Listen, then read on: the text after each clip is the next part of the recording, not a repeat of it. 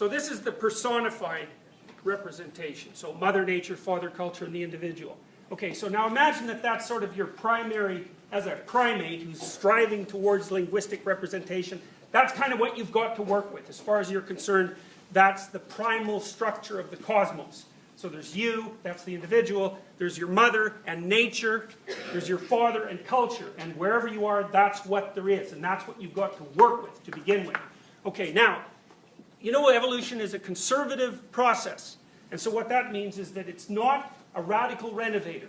Usually what evolution does is cobble something new onto something old while the old is conserved. So for example, you have mechanisms way down in your neurological systems that enable you to do things like detect snakes with incredible rapidity and jump out of the way. Those are reflexes, and same reflexes, similar reflexes that are operative, say, when you put your hand on a hot stove and jerk it away before you even know it's hot. So the reason you can do that is because your body has conserved incredibly primitive neurological loops, say when you jerk your hand away from a stove, that only run from your hand to your spinal cord and back. So they're super fast, but you know, they can't do much. They can jerk your hand away, which is enough if it's burning. It's a good thing to have conserved.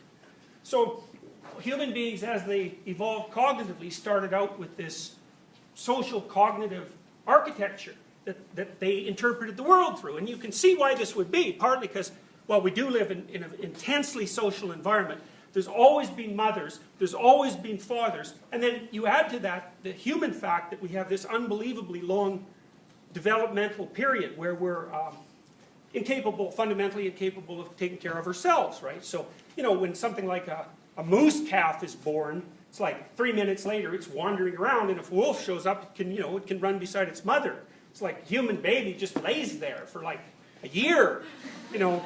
And part of that is because, you may not know this, but for a mammal of our size, we should have a gestation period of 2 years. So when those of you who are women have children in the future, and you know, at 9 months you're pretty damn sick of this, you might well thank the structure of the cosmos that you don't have, you know, 15 more months to go, because that's how long the baby should remain in utero. The reason it doesn't is because its head grows too fast, because we have this big brain, and so there's this weird evolutionary arms race between the mother's body and the pelvic girdle and the head size of the infant, and the way that's all sorted itself out is women's hips are still narrow enough so they can run, because if they were any wider they'd have a hard time running, and the baby is born at 9 months instead of 24 with the compressible head, because babies' skull bones aren't put together, and so when they pass through the birth canal, their head can be crushed and quite a lot, so that, you know, hopefully they live. So